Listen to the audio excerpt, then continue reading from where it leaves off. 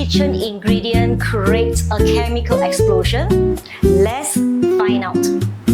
These are the ingredients that we need. We have dish detergent, vinegar, Eno powder, any recycled bottle, and a plate. Let's start. First of all, we will add some dish detergent into the bottle.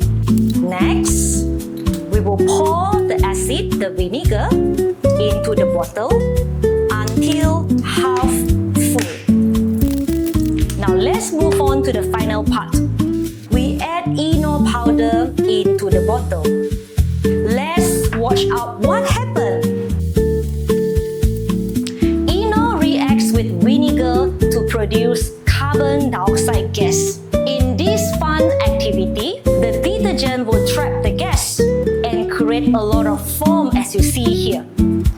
Chemical reaction can produce gases, and gases can create pressure, bubble, and movement.